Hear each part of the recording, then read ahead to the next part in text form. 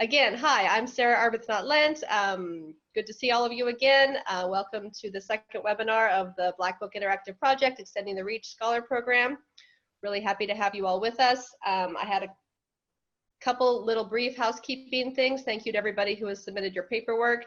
Your checks should be there or on their way. Has anybody received theirs? A couple of you? Okay. Well, Conrad has his. They are coming. Zanice let me know that she received hers. So they're coming. You should receive them early next week, I guess, if they haven't arrived yet. If you don't receive it by maybe next Friday, would you send me an email and let me know? And then I can see if there's any holdup on our end. If you haven't sent me your bio and photo for the website, I would appreciate that at your earliest convenience. I think most of you have. And I think that's it for me. I'll turn it over to the folks at KU now. Okay, so I will take over at this point. So my name is Dhanashree Thorat, and I'm just going to give you a little bit of an introduction to myself before I switch over to this other view where you won't be able to see me and you'll just see this PowerPoint. So I'm Dhanashree. I am a postdoc in Digital Humanities at IDRH at KU here, and my work is involved in postcolonial digital humanities. So what I want to do today is to give you a very brief introduction to digital humanities. It is going to be very brief, and then try and situate this HBW project in this landscape of DH. Where does this project fit into existing research, existing trends, not only in digital humanities, but also in digital archiving, which obviously is one of the main areas in which this project is making an intervention. And then I'm going to talk for about 25 minutes and then have a Q&A session if any of you want to discuss the readings that I had suggested for today, or other kinds of questions you might have about entering this field. I know some of you may have a background in DH or may already have a foot in the field, but if you don't and you are interested in getting started, I'd be happy to suggest some resources. So again, in case I was breaking out and you didn't hear me, what I'm going to do very briefly is to introduce digital humanities as a field and situate this project in the landscape of digital humanities and digital archiving. So I want to start by showing you a news article which has been doing the rounds on Twitter, and you might have seen this. And I want to talk about this in the context of what are the stakes for our field. So this is an article about Tamara Lanier, who's suing Harvard University for these photos that they have in their digital collections. They were in their collections, they've digitized these images, and they are now online. And she's suing Harvard, claiming that this is an exploitative practice because these are photographs of enslaved men and women, obviously taken without their consent, and now Harvard is using these in book anthologies, for art exhibits, and this is part of their collections online as well. You can actually search for these items on their website. I haven't included the photo here because you may not want to have that image in your mind, and so I've only included some of the basic details here. But this is part of some of the concerns that I think digital humanities and digital archiving as a field needs to grapple with, because there has been this push to digitize historical material, to digitize the cultural record, but there are a lot of pressing questions about whose histories we are digitizing. Are we collecting consent from communities as we go about in this kind of digitizing work? What gets digitized? Who gets to decide what material is digitized, and how should it be preserved? And is this material that should be preserved in certain mediums? And then, of course, this question of how marginalized people are represented in the archives in digital humanities projects is also a very pressing question. And I do want to quickly point out with this Harvard website, you'll see some metadata fields. And as you heard in the first webinar, metadata is one of the interventions that HBW is making because they are developing a different kind of metadata schema. And you can see why we need that when you just look at the subjects area in this particular collection. right? So why is slaves placed before men? Why somebody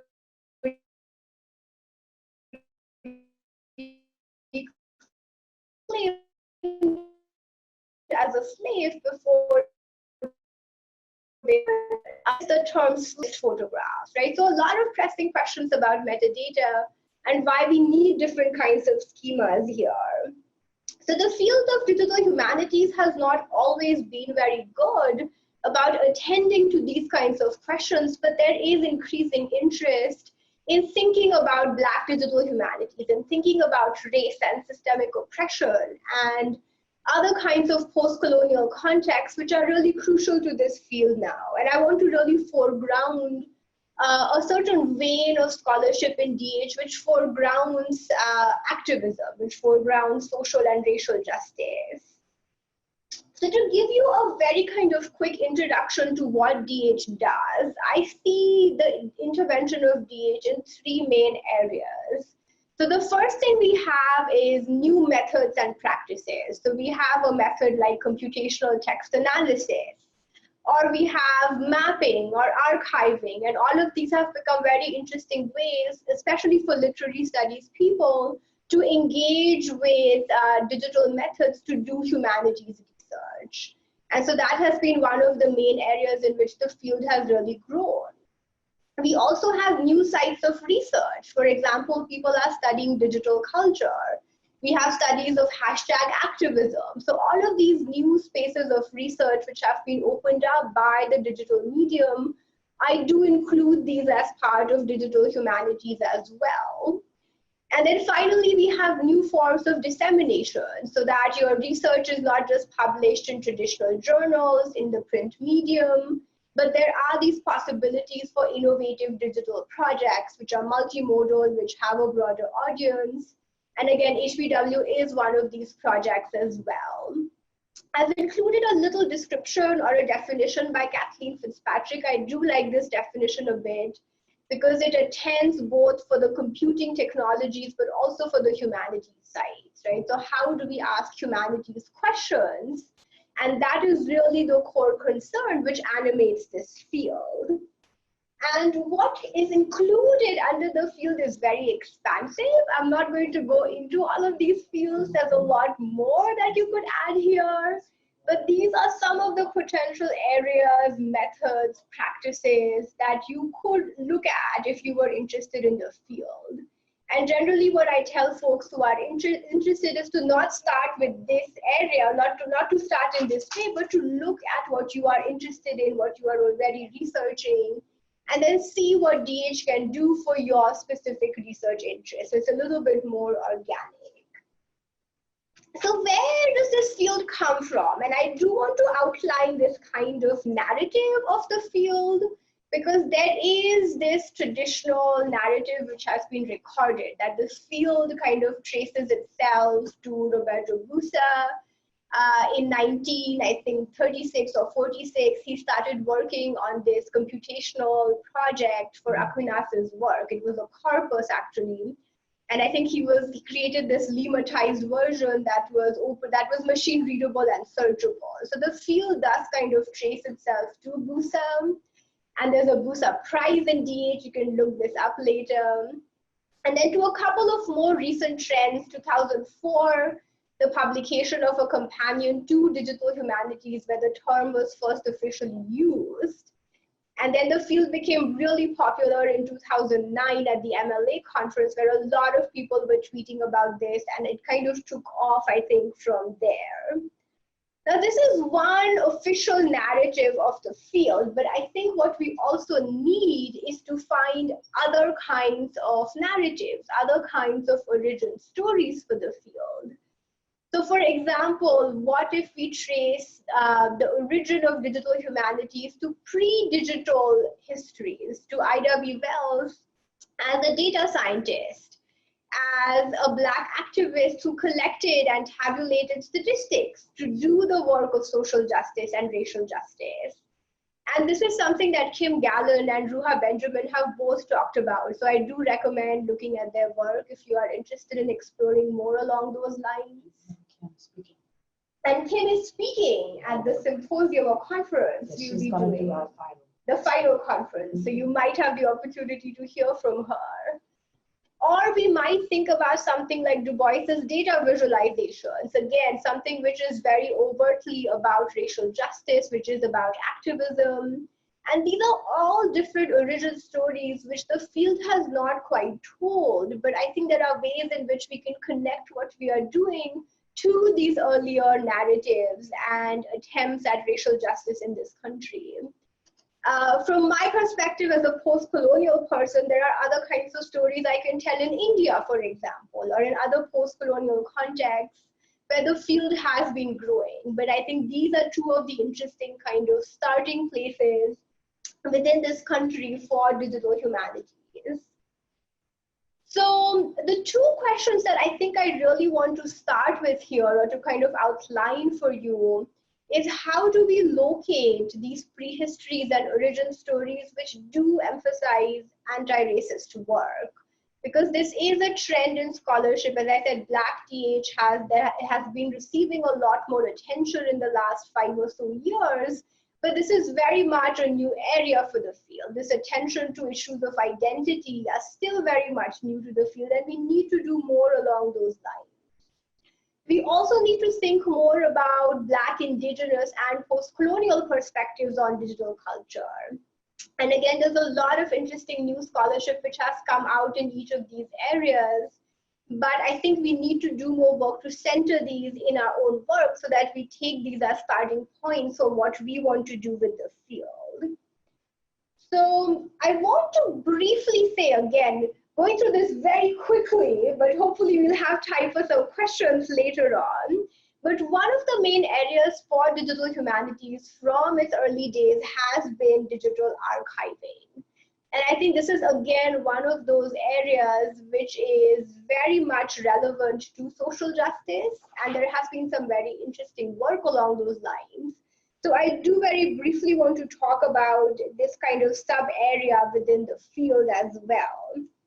So digital archiving, I think, has been a very active trend in the field. This particular book, Digital History, was published by Dan Cohen and Roy Rosenzweig in 2006. So again, one of the earliest kind of texts, which is now referred to as a digital humanities text. And this interest in digital archiving, I think, has been for a number of reasons. And some of these obviously will be familiar to you because I know we have archivists in our audience or amongst this scholars cohort. And so I'm going to go through these quickly. But obviously, preservation of historical records, preservation of the cultural record, accessibility has been a major reason why digital archives have been pushed and have been funded, because these are ways of getting the record out to a broader audience, or to get this record out to scholarly audiences who then have interesting ways to work with it. And again, this is something that HPW does, because we do have a corpus, and you will be able to do very interesting kinds of work or scholarship based on that corpus. And of course, this interactive and multimodal possibility of digital archives or digital projects in general has been very important to the field, because you have different ways of engaging with your audience. You can bring in videos and images and text in different ways. And this, of course, is true of a lot of digital projects in general, and not just digital archives, I want to say.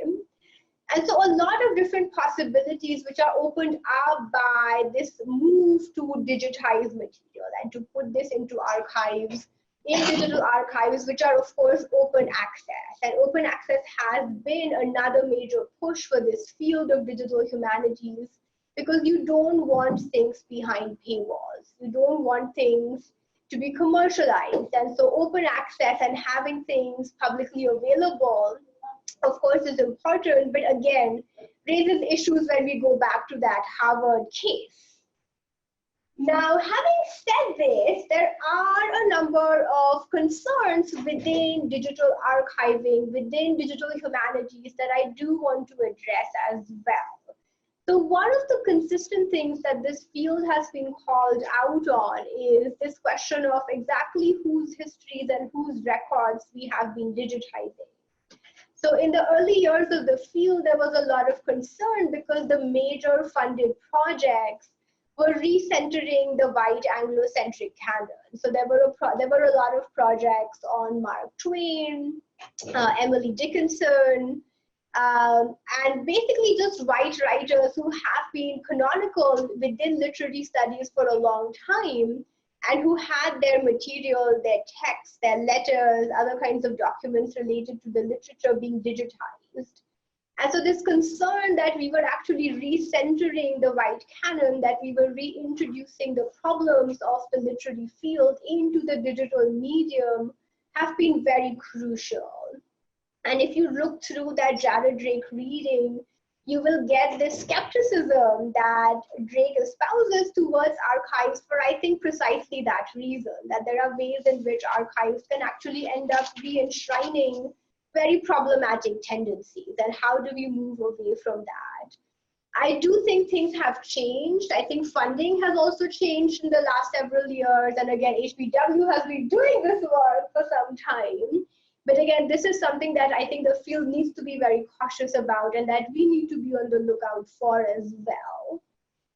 There are two other issues I want to highlight with DH, but also with digital archives in particular.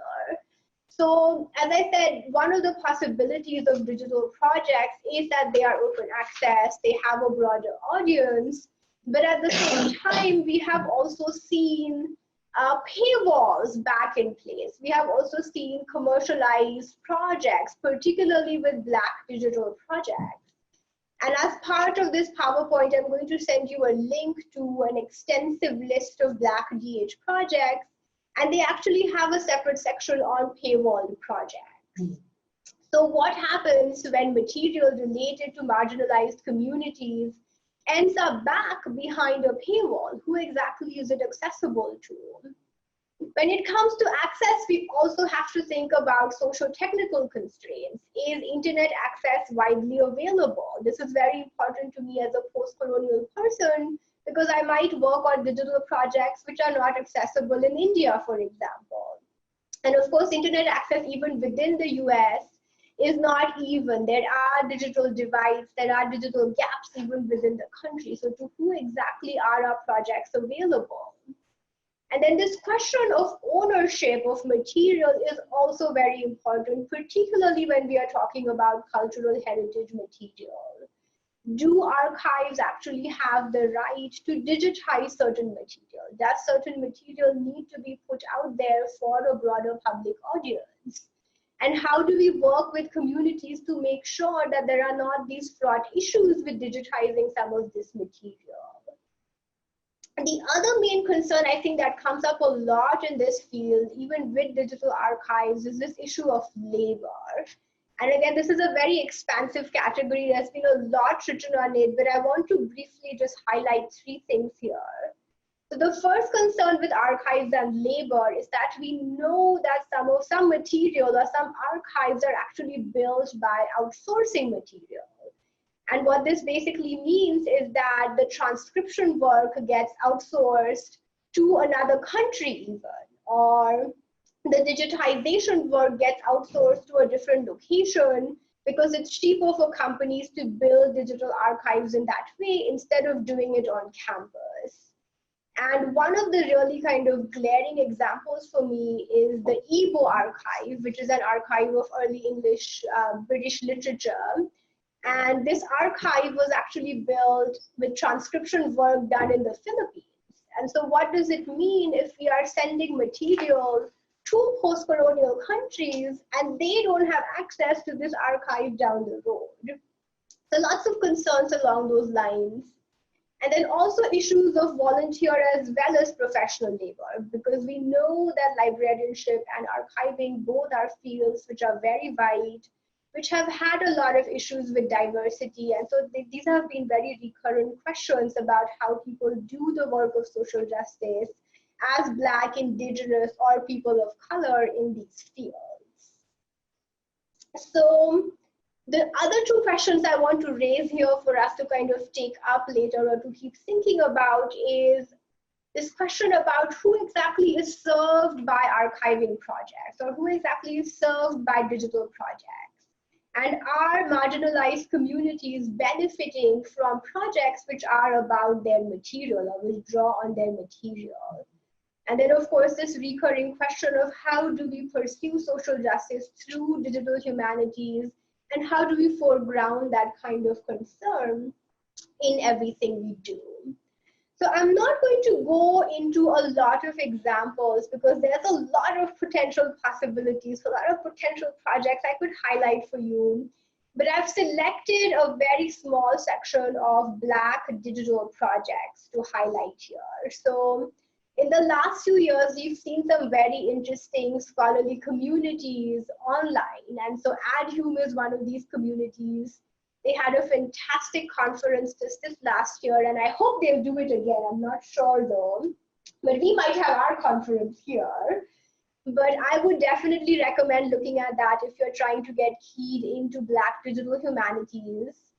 And Data for Black Lives is another more recent group which has cropped up, and they are very interested in thinking about how we can use data to do the work of racial justice. So we've seen this kind of movement towards datafication and a lot of data being generated about people, and can we actually do something related to social justice with that data?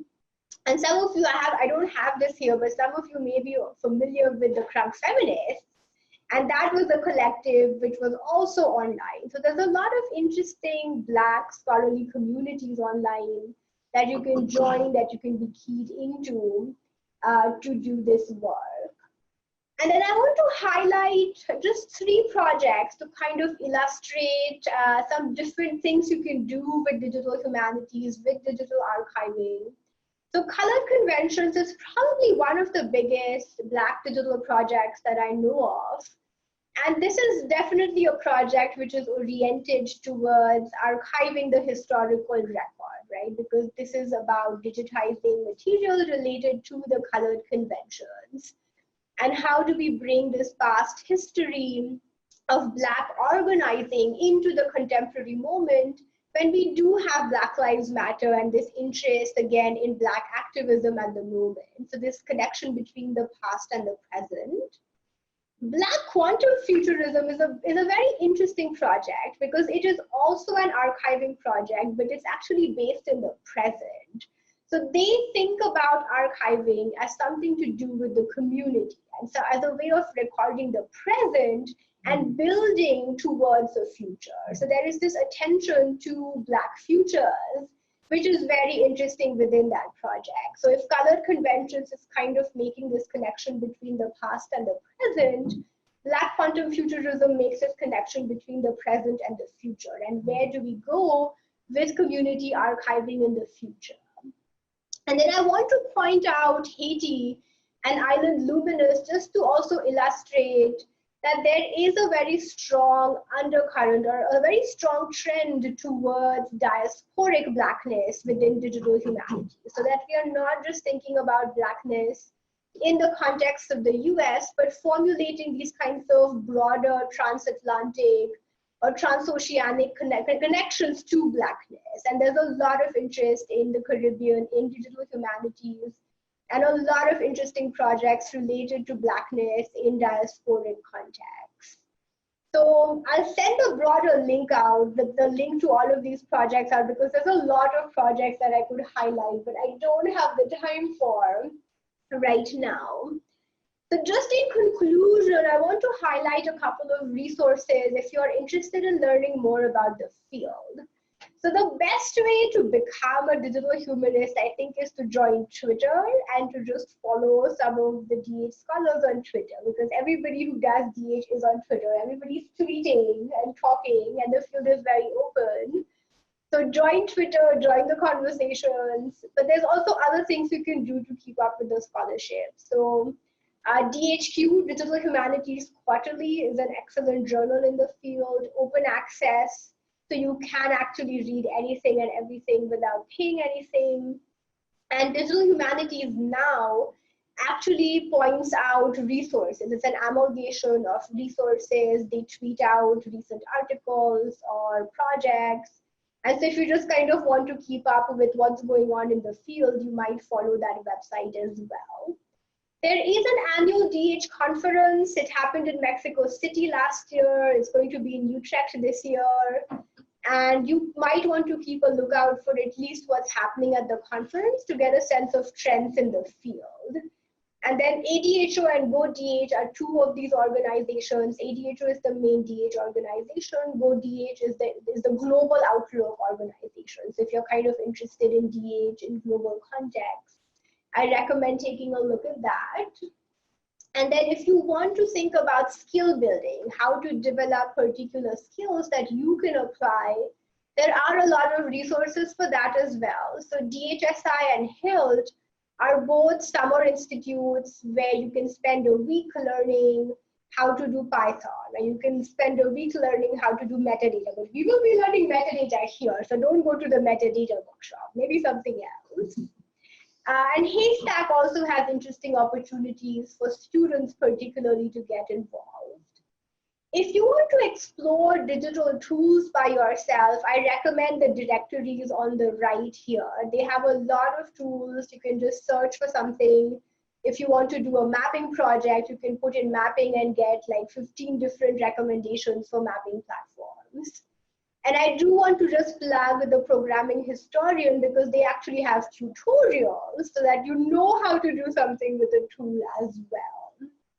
So this was a very, very quick rundown of the field, but if there are questions, maybe we'll have time later on. You're of course welcome to email me or follow me on Twitter or DM me, because Twitter is the place to be if you want to do DH. So on that note, let me hand things over to Maryemma. And then maybe we can take questions at the end. Yes. Well, thank you, because I want to piggyback some of the things that Dhanashree has said, but I want to thank Dhanashree for this quick and dirty introduction, well, quick and clean introduction. Stop saying quick and dirty. Quick and clean introduction to DH so that we kind of all see the larger landscape that we're operating in and where HBW sort of fits into that. And so I have a PowerPoint, which I like to think kind of is a throwback in a sense, because it tries to look like the intervention into a project based on the terms of entry itself. So HBW is 35 years old. So you might think about what it might have looked like back in the day if we were doing a PowerPoint and, you know, futuristically thinking ahead, but using the era in which we were operating. So that PowerPoint is, yeah, I mailed it to you. Okay. So, but while we're setting it up, I just want to emphasize a couple of things that Dhanashree said. Labor as an interesting point for discussion, and I would add the third thing, capacity. So for us, those two things have been critical, labor and capacity. That is the work itself, how we could get work done, and whether outsourcing was an option when we did not have the capacity to move along as quickly as we wanted to. And our decision, because we were told to outsource, we were told that would be the best way to move faster. And we chose not to do that and sort of to wait our turn. And that was both an advantage and a disadvantage. The disadvantage is that things are moving along while you're waiting. And so you get behind every minute of that waiting period. But our capacity was minimal, and therefore we had to think about how to do that. So we sort of did a mini version of that, the outsourcing. Our mini version of outsourcing was, again, to work with a partner, University of Chicago. So technically that's kind of outsourcing, but it's not outsourcing and exploiting labor and doing other, because we are working together in a partnership. But I wanted to point out how real those points are. And the other point, I think, is that the control, appropriation and control. That is, the first slide you showed where someone, Harvard was being sued. This is a question of control, question of appropriation.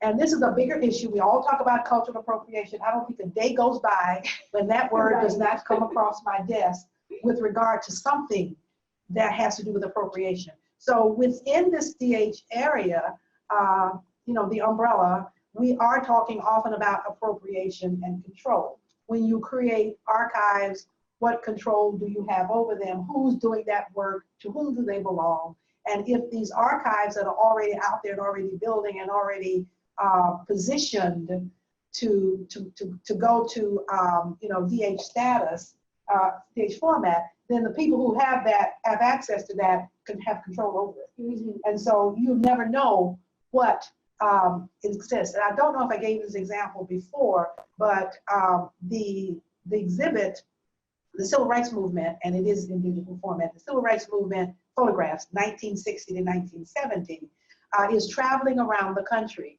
And I went to see the opening, and it opened in Montpellier, the museum, Montpellier in France.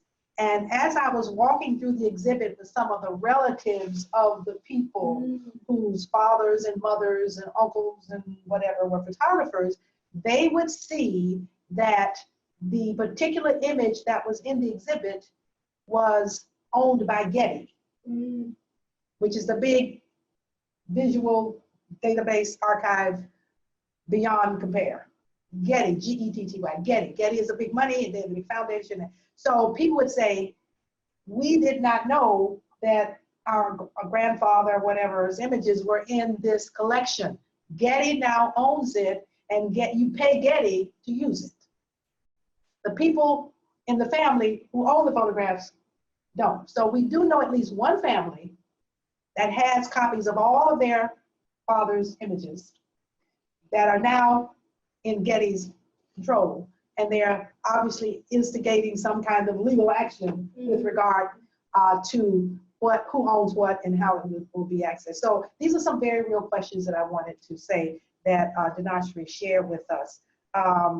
And I guess thirdly, the Color Conventions Project, and as a matter of fact, Gabrielle just called me this week, so we can have more conversation about that. Because one of the things that allows this project to sort of move along at a slightly faster pace is that she is uncovering documents that nobody has bothered to do that. But it's also pre-20th century. And therefore, issues of copyright are not an issue, as they are for us, because a lot of our stuff is 20th century and after 1949. So the Color Conventions Project is both recovery as well as preservation and presentation. It adds that fundamental, you know, archival function to it, because they're finding stuff that exists in places that have not been collected and archived, and therefore created, come up with a digital project. So all those issues are just really, really very central. So my PowerPoint is, we won't need to see all of these frames because Dhanashree has given us a really good explanation. And this was a PowerPoint we were asked to do at the Hall Center. So there's, should I start sharing? Yeah, just start sharing, please. And you'll see some duplication, but I hope just to be filling in where we insert ourselves into this DH network. But I also want to use Dhanashree's language that what are the different narratives that are out there? So here is our narrative. What is the HBW narrative with regard to the birth? So the first one, that clearly we recognize that in the 1970s, we were actively engaged, involved in education and social change. And so my history as an academic goes back to a period where people were going to school and identifying collections and figuring out what to do.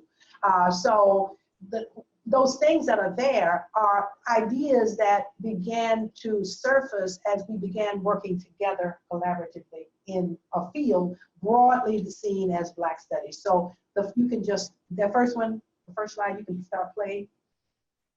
Yeah, so these are terms that you hear me use a lot, literary archaeology. So that slide before just gave you some terms that we began to operate with in the 70s, which because I'm in the humanities, those were kind of foreign terms at the time, doing a lot of collaborative work. You know, the literary archaeology, that was a social science term. Humanists, you know, don't think about archaeology, but, and it's a term that I use, but I give due credit to Toni Morrison and to other people who've used that term in terms of the kind of work we needed to do. So this was my pre-digital visualization. I hope everybody gets the point on that. But when we went to NEH, we had to explain to them why we needed money to collect and identify a corpus of African American fiction because of the explosion in the since the 1980s. And so this graph shows you the slow progress of Black fiction writing, and all of a sudden a jump.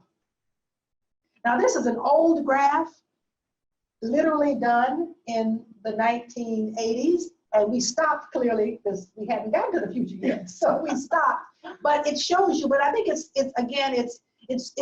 suggests why we felt like we needed to keep up with this rapid transformation and growth, because you see, now if we were to visualize this today, it would be much more sophisticated, obviously.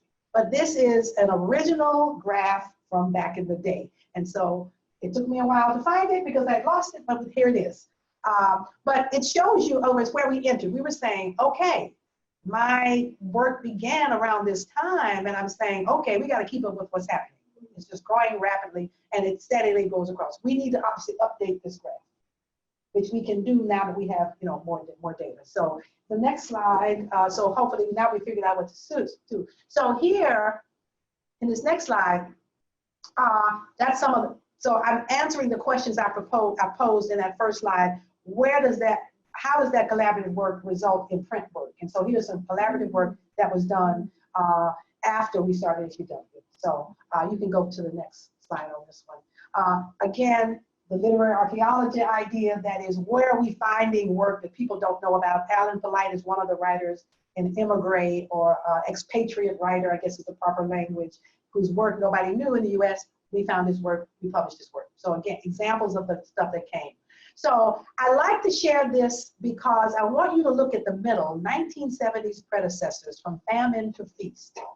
This is a term that was used by the librarians at the African American Materials Project at North Carolina Central University, who had a grant from the Office of Education to compile a checklist. They were trying to figure out where were the Black materials. That was all they were trying to do. Do a composite, a checklist of African American materials across the southern region, because most of the materials, except for Harvard, were pretty much in Duke University, Southern University, LSU, et cetera, and HBCU. So the person who was head of that project was Geraldine Matthews, I think, who recently passed. But this was a librarian-based project. So those of you who are in our group have a very proud history. We scholars didn't get in on this until later. So clearly the border between librarian and scholar is a fake border, if you want to call it that, because this work is being done collectively by people, you know, in many different areas. But we basically point our birth to this African American Materials Project. And the reason I say that is that they sent me, when I started, they sent me their NEH report, the equivalent of an NEH report. It was the Office of Education report. Clearly it was pre-digital. Everything was print back in those days. So I have a big report like this with all the stuff they found. Why did the project stop? The money ran out. Like HBW, they thought they could accomplish their work in a very short period of time. And of course they couldn't. So in a sense, they published one book. Geraldine Matthews published basically a bibliography that looked at, you know, gave you a list of bibliography and union lists from G.K. Hall.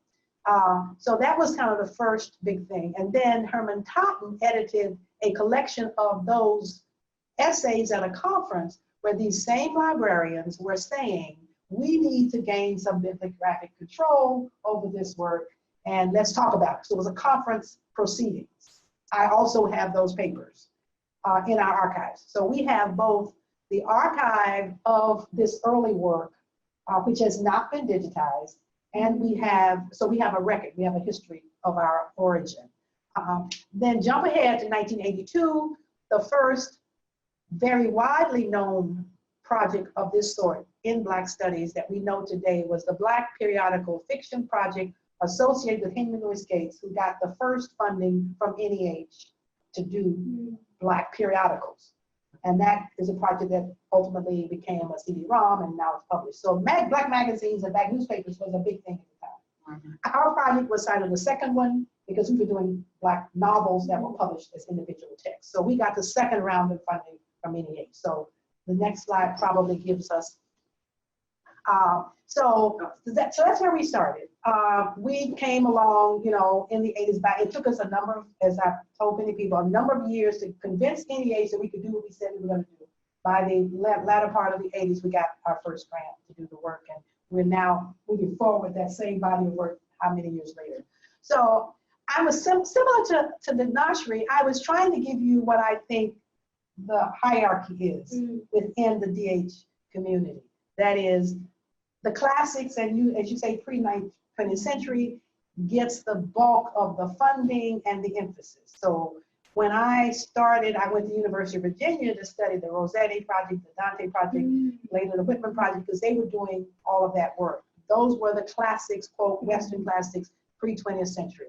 Major archives that already existed would also be getting funding, which is why the Harvard collection has been doing stuff, because they have the James Weldon Johnson collection, they have the Beinecke, they have et cetera, right? Niels Beinecke. So well-resourced universities, you already have resources to devote to these things, so they would be able to move along faster. Then we got a term that Amy Earhart is the first person I know to use, called do-it-yourself projects. That's where we come. We were the do-it-yourself people at that point. We were going to create our own lab. We were going to do it ourselves. We were going to secure funding to do so. The other group is special collections at HBCUs. That is still very, very slow.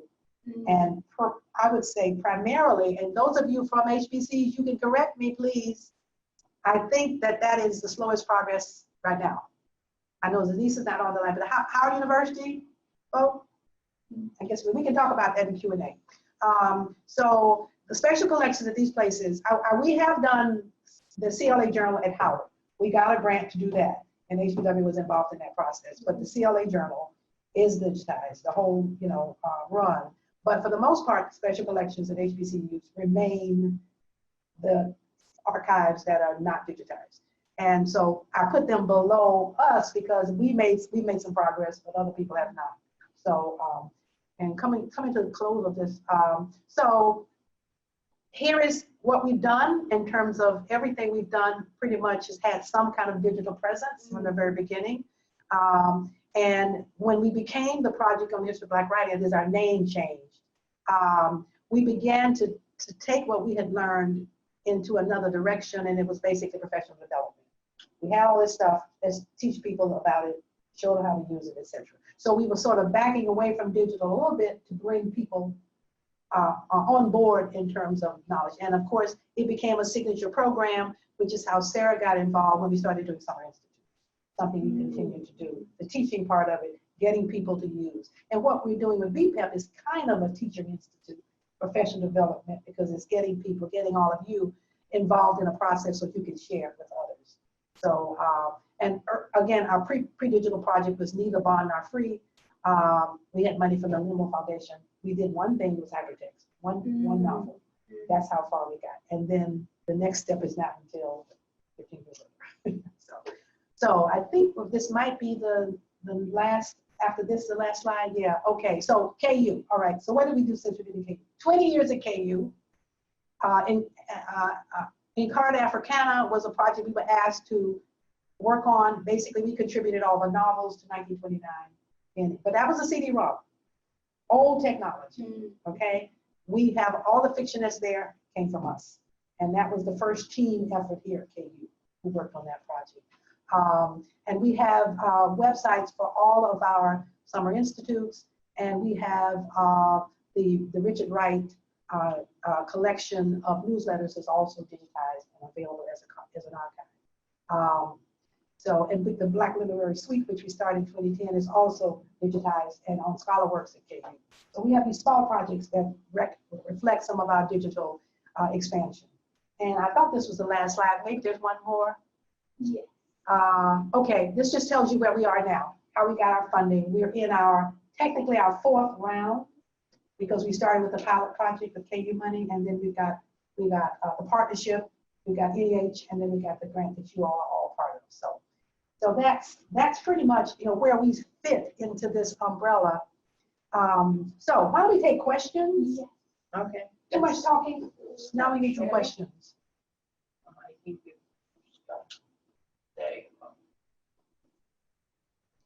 So questions. Yeah. Well, Maryemma, I'll start. I want to thank the presenters for really putting a lot on our minds. But I want to start at the end where you finished with the HBCUs. I'm very concerned that there are archives at, excuse me, a number of our schools which may or may not be used.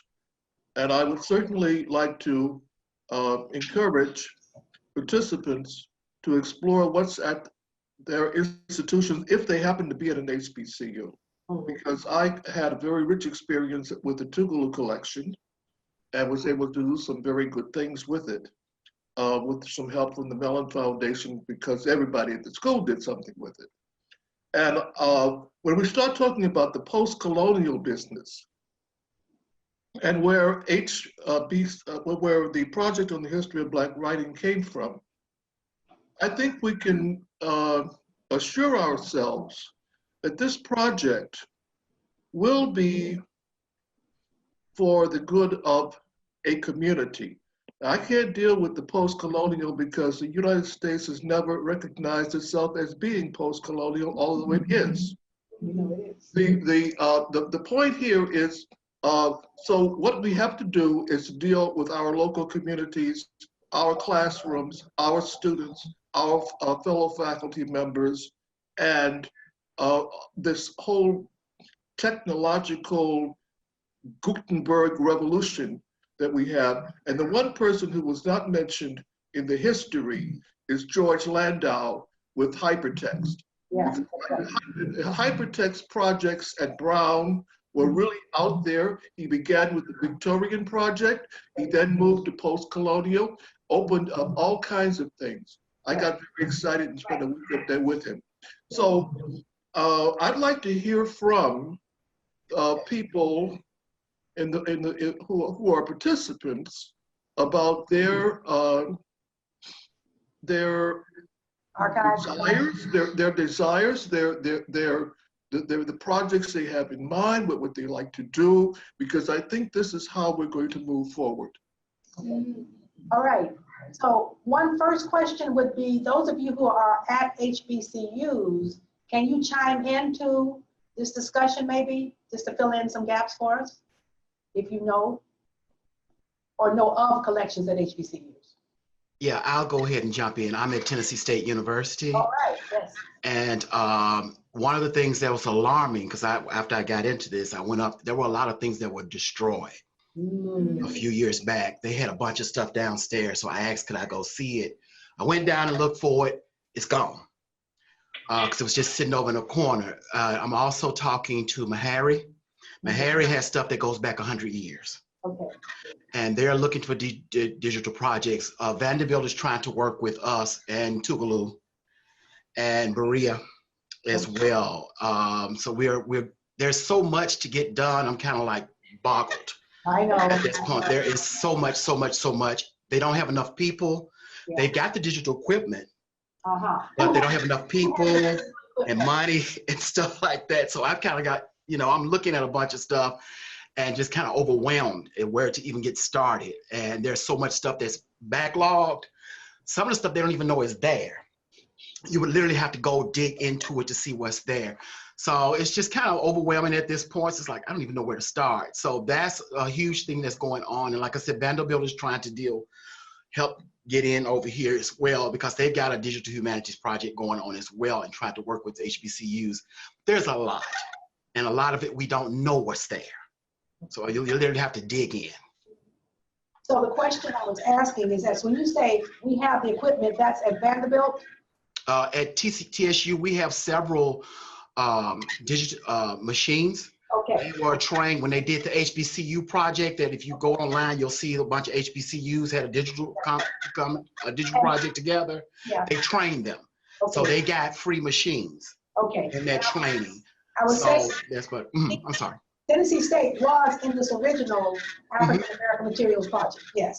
Right. Some of the stuff goes back that far. The equipment might be more recent, but they were in this original group. Yes. It was just based at North Carolina, but Right. it included libraries around the South, the Southern region. Tennessee was one of the good places. Okay, thank you. So we have to kind of outline steps that, because you're right, it can get overwhelming, and all of the things that Dhanashree said in terms of labor and capacity. You got some capacity, but labor understaffed, in order to do this. And it looks like, how can you? It's a mountain right now. How do you climb it? So yeah, I think I have a little bit of experience with that. We can talk about it. Anybody else? Somebody's joining us. This looks like a phone. Is this It's a like phone. It's like a cross connection. Is somebody calling?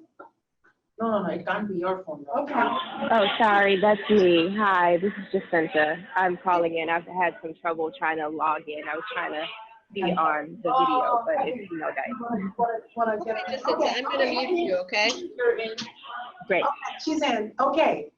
Anybody else want to contribute to that discussion about archives at HBCUs that you are aware of? I mean, I can bring up an issue. I'm at Howard University. Yes. I'm at Howard University. So one issue, I actually set up a meeting with, in the libraries at Howard, we actually have an office called Digital Howard, where they're working on digitizing that's right. Archives. But an issue that came up was to do with this idea of who has access, who has control of the archives. Because one issue, the gentleman that's in charge of Digital Howard he did some kind of collaborative project with George Washington University where they were digitizing materials from Howard. And then he said that basically all of Howard's credit or recognition was erased from the project online. Yep. So I feel there's this idea of, because he was very hesitant about saying working with other institutions because of this experience. Yes. So I think this is also an issue. The idea of who has control of the archives, who gets credit, who is, I think it's a very important issue. So that was something that he brought up to me, was this issue, because I met with him a couple of weeks ago, was especially this dynamic between HBCUs and PWIs.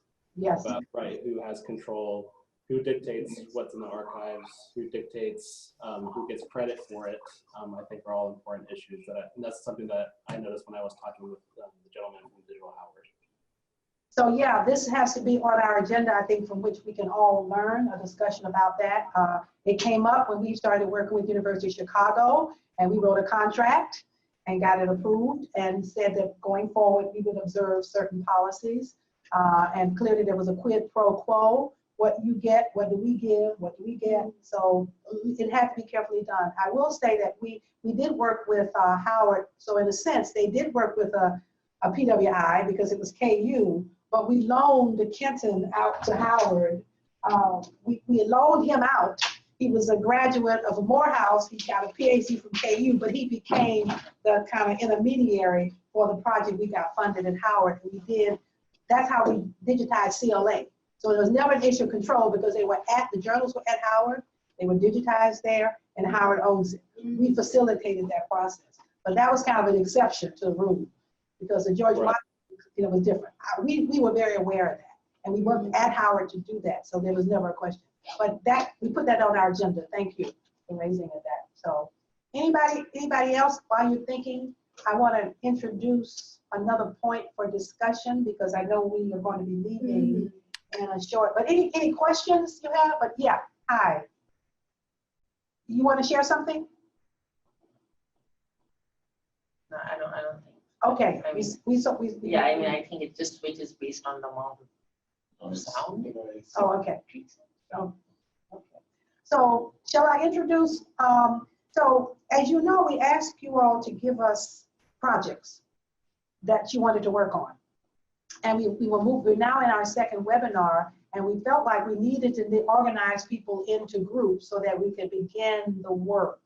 And so we have two concerns at this point. One, making sure people have what they need, both the skills and the advice as you go forward, and that the project is clarified, identified, and clarified. So we want that. And secondly, we want to make sure that this is, so you're sort of I want to use the word guinea pig. You're the first class of BBIP scholars. And so in a sense, you will be the grandfathers or the parents of the next group of HBC, of BBIP scholars. And the next group will be with the next funding. But we want you to continue with us and be the sort of, trainees and advisors, because some of your colleagues may be in this next group. Because they see what you're doing and they want to do it too, and so they will apply for the next round. So in order to sort of involve everybody in sort of a learning process, we have given thought to the groups within that context. So I'm going to tell you the groups we came up with and see what you think. And then a suggestion for how those groups can proceed, because some of you gave us projects, and so we tried to tie in those projects to how we organize some tasks. And then at CLA, we will do more concrete discussion and hands-on about what steps you will do and what the next steps will be. So that will be the function of the CLA workshop. But here are the groups, and tell me what you think of them. And after I name the groups, I'll tell you what we see happening with the groups. But let me back up one step. We have basically two things that you have access to, and I'm not sure how clear this has been to you. We have the interface, which we went over before, which University of Chicago has created, where you can do the word searches. That is what you can do of the 450 novels that exist, and it is a growing archive, all right? The word searches, and so you can look for things, and it will give you information about those texts, and there you take it from there. The other thing we have is our Excel sheet, and you're going to use that language. It's an archive, but it's an Excel sheet. Everybody knows Excel, right? And the Excel sheet is what we've been adding information to. We've got novels listed, and then we have points of information about all of those novels. I'm using the word points of information, but the other word is metadata. That's where that word is. And just to interrupt, I mean, please. This Excel sheet got sent out to you. I mean, Sarah mailed it to you. So I'm hoping all of you have had a chance to take a look at it. We are obviously, I mean, yeah. When you try to print it out, I'm still, I'm a print to digital person. I'm not born digital. So everything for me, I have to see in print form. I looked at it was 89 pages. Right. So clearly I did not print anything out because I couldn't format it to get into, because it's a long list. Yeah, you can't see anything. It's the category. So clearly you're gonna have to look at it online. Yeah. But anyway, that Excel sheet is the working document for our staff here. It's a working document. We are providing more information. We only filled in information up to a point for those 1,200 novels that we have. So that's not the, so the 89 pages you're talking about is we'll get to that later. Right. Those are the 75 select novels. That's right. But you just have a sampler. Yes. You have a sampler. But that sampler is taken from the 1,200 novels that we have in our database. No, they have the one with the 1,200. So they have two files. No, they have the one with the 1,200, not the one with the 75. Okay, that's what I was talking about. Okay, that's the 89 pages. Yes. Okay. All right, we're clear now. So you got the big piece. You got the big sleep. You'll see what's there. A few items are described only, but not the vast body of information that you may be interested in looking at. What we were thinking is that dividing you into these groups will allow you to work with selected number of those texts that would be of most interest to you in learning a process. Then the example I can give is Taisha. I don't know who she's on today. Taisha's been working with James Baldwin. So the idea of the texts that were published around that period that related to Baldwin might be a core of text that that group might want to work with. So we put you in groups thinking that it looked like you could work together on a common project because your interests were more or less aligned. So now let me give you the groups that have been proposed. Okay, so we have group 1, Susan, Joyce, and Ebony. You know, we got 15 people, so we got 3 4-people group and 1 3-person group, okay? So Susan, Joyce, and Ebony. And we were thinking that you would select a group of authors and you might look specifically for biographical information about those authors. And therefore, you would expand our knowledge about who these people were.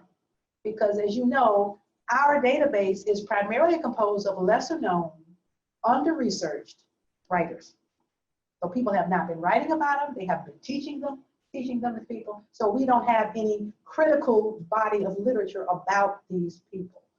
But those works can be used in different ways. Frequently, people use fiction in sociology classes and history classes. And so having access to a larger body of work will allow more people to use. But we don't know who these people are. And it's hard often to find biographical information. We would, to just give you an example, we would provide you with the places that we have been researching to find that information. So you'd have a cheat sheet, basically, to tell you where to go, to get information as best you can on this group of people. But the team would be working primarily on biographical information. So your metadata would be related to that kind of description, okay? A second group, and that would include Megan, Conrad, Rochelle, and Saritha, okay? We were thinking that you would look at bibliographic resources. That is, what information has now produced knowledge about these writers. Again, the problem is who is writing about it? What has been said? What is a bibliography about those writers that we can then turn to? And you call that information, and again, it gets imported into the larger spreadsheet.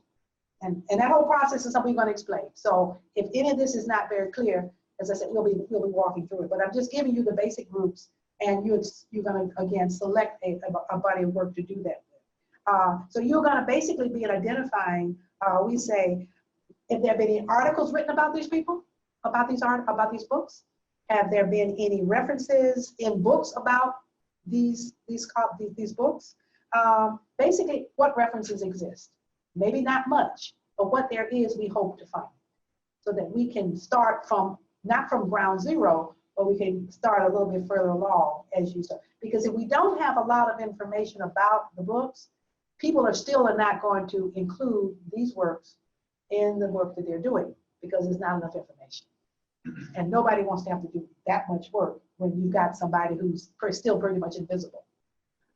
And it's not a Richard Wright or a well-known figure. It's using lesser known figures. A third group, Taisha, Sarah, Marina, and Alicio. That would be a third group, and you would work primarily on information around geography. Space and place, really important in these novels. Settings, where people are from, what movement occurs in the novel. So you would be working by looking for geographic information in this particular body of work that you're going to select. And of course, it goes without saying that each of you will have somebody working with you as a consultant to help guide you through it. It's not like we're going to throw you in the water, expect you to swim, and nobody's going to be there with a life jacket. But I'm just giving you the suggestion about how we want everybody to get a certain kind of experience and training that can help build a network with the next generation that we have, and also growing the database and adding the metadata to it. That's group 3. Group 4, Hamza. Yeah, I was just going to pause you right there because I think that's a really interesting comment about the geography. Sorry if you can't see me, I'm Hamza. I'm also he a just part of joined us, BBIP. But the larger piece that you mentioned earlier, that they have the metadata sheet, the 1,200 novels, that's actually a really good starting point for answering some of these questions. And I just wanted to point out geography, because there is a column in that metadata sheet that strikes on that very question. So you have 1,200 novels that are actually stating where the action of the novel takes place. Right. So, so that can be a good starting point for those of you who are in that group. And more often than not, a lot of these texts were written in places where the author themselves was from. Right. So they have some sort of personal connection to that place. Of course, that's not guaranteed for each of the texts, but that was the case for many of the texts that I was putting up on the metadata sheet. Yeah. So the people sitting around the table, some of them have clearly have added some of these points of information or metadata to the novels, and that's why you heard Hamza. Let me give an example.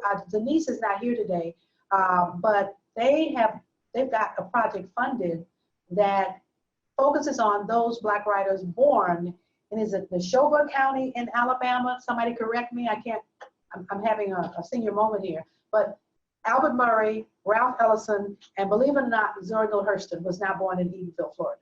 So 3 writers were born in a particular county in Alabama, and they have all written novels. More, Ellison, of course, just one during his lifetime.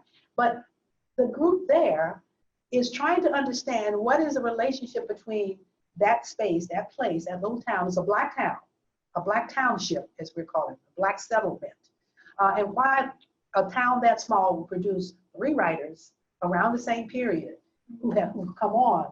I mean, the one is the most important now is Hurston, and of course, and Ellison. Hurston is obviously has come into her own. Ellison was always out there. Albert Murray, not so much, but has published multiple novels. So it's organized around that geographic center, that town. The novels themselves, Hurston among those groups of people, Hurston focused her work in the geographic areas of the South, okay? Ellison starts in Alabama, but he goes forward. So geography does play a critical role in the novels, but also in the lives of the authors themselves, but they frequently use that as a point of departure in their work. So Hamza had made a point about, you'll see that as one of the items, but we need to flesh that out some more.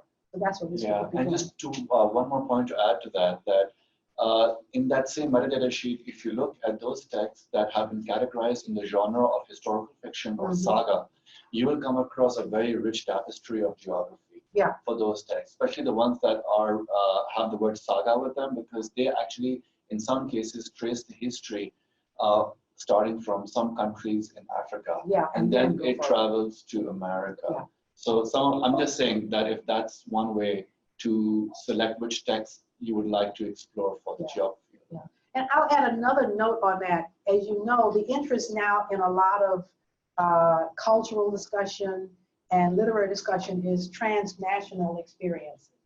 And so when you have a text that can document this transnational experience, which is not a current phenomenon, it's something that started a long time ago. And when you have the slave trade as the point of departure, then clearly transnationalism has a broader way of thinking. And so we can enrich those conversations more about the geographic breadth of the fictions that we're looking at. So that will be, again, one particular, the 3rd group. And then we have a 4th group. So we have 4 groups. The 4th group is Zenise, Kirsten, Serena, Simpson, and Jacinta. And we want you to do it. This is probably an interesting area that could, potentially have lots and lots and lots of options, is language use. In Black fiction, language is really important. People using vernacular, dialect, people using regional language. So language itself becomes very important. So how do we create a set of terms that would help us to describe those things about language? So your group will be working primarily with language. And we would obviously want to select a language-rich text or a text that have a diversity of languages. Hurston is clearly a good text because she's crossing, you know, she's doing that. And I think I mentioned last time what we discovered when we did a preliminary linguistic study, I think Kent had done this, that we found that Hurston had a wider range, had greater linguistic diversity than Richard Wright. That is, you would think that if one is using dialect, that is a limited vocabulary. But in point of fact, Wright, use of language was much narrower in terms of that. Hurston, however, was much broader, a richness of language. So language is the other area we thought we would try to identify characteristics of information, points of interest that are language specific, that is the metadata revolve around language. So those were the few groups. Can you all, what do you think? So that's kind of my spiel. What do you think about that? Working in these 4 groups. And again, putting flesh into the greater flesh on these bones at CLA, breaking up, working together, actually hands-on. But this would be the way we were thinking about doing it. And then you would, in turn, be working and able to work with the next group that's also evolving. And your projects can grow out of this particular group of texts that you're working with. So, Maryemma, we have a number of questions popping up from participants. Hi, thank you. Question, your mute on? Is she on? Yeah, I think you just need to turn the your mute button off. You got to cut it off, your mute button, so we can hear you. To the bottom left corner of your screen, there's a mute button. Can we do it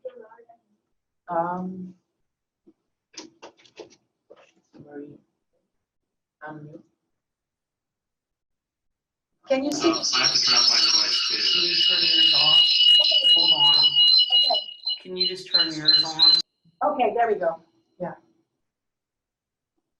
This way. Wait, can they see? Yeah. I apologize, we're in the same room, so there's some I feedback. see a feedback between the two of you. Yeah, we've had that happen too. Yeah. So Okay, thank you're you. hearing me on his computer, but well, I guess you're seeing me 2 places. Anyways, enough of that. So my question had to do is we're gonna work as a group and explore. I'm so excited about my group, actually, I can hardly wait. Will we produce like some kind of final product together? Yes, yes. Individual projects? I'd say both and. I'd say both and. Is it just open-ended to see where we go with it, or is there some idea of where we're supposed to end up? Well, I think that you would select the core of text that you're working with.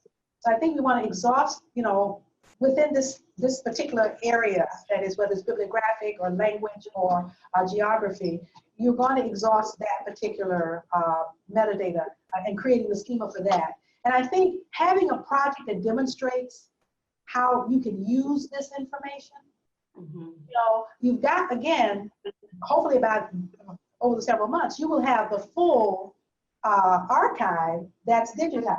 Right. And so you will be able to pull those, you know, do word searches on that through the interface to figure out what kind of questions you want to ask. So being able to describe these texts in this way enhances the capacity to be able to ask certain kinds of questions about language, about geography, about why is it that almost all of these texts start one place and end up somewhere.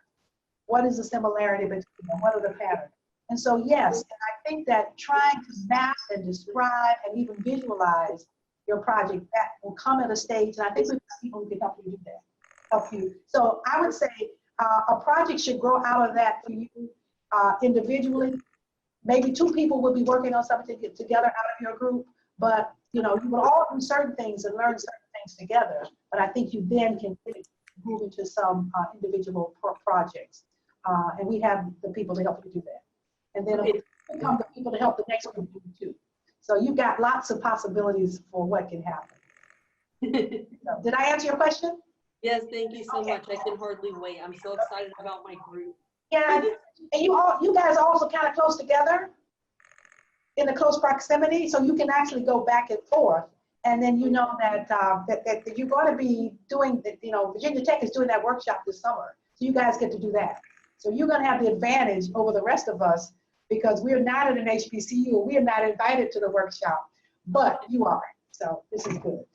Yay, thank you so much. Other questions? We've only got about 5 more minutes, so ask away. Ask away, yes. Or comment. I think you clarified it though. My question was just, is it possible to, and it seems like you did clarify that it's possible to move into individual research questions and also maybe work with people who may not be in the group that we were given? Absolutely. It seems like This was just a way of suggesting. Yeah, absolutely. You want to bring those people in. You want to bring whoever you can into your group. Absolutely. And you can keep in mind that this might be a person that's interested in being in the next round. You know what I'm saying? If you have, it seems like a great opportunity. It really does. This archive is very rich, so it seems like a great opportunity. especially if you're in a place where you see that this archive needs to be coded, that you need to describe and compile the data so we know what it is, then you already have a built-in project and you may need more people in that group to help you do that. Because one of the sort of outlying positives of this project is that we told you that if you see a fundable project, we will help you develop that proposal to get the funds that you need on your end to get something done. You know, we have models and stuff like that to help you, and we know kind of places to go, but you also probably have individual sources. But helping you get to where you need to go is part of this, this process as well. So the answer is yes, bring more people into, the bigger the better, but you might also have a project that those people need to be working on as you are, you know, expanding your knowledge. So it's an each one teach one situation, in other words. We don't have a lot of time left, but if you may have more questions, and of course we want you to share them, and we want to, and this will be available so you can review this video and then this session and share it with the people you're thinking about asking to partner with you. Please share it with them. I have a question. Okay, yes. So I'm wondering, at CLA, do we know the time that we'll be meeting with this group? And I'm asking because I'm presenting and doing a couple other things at CLA. Do we have a time for BBIP? Yeah, I am now going to turn this over to Sarah, who will give you all the information because we only have a few minutes left. Okay. Sure, great. Thank you, Saritha. Yes, we're meeting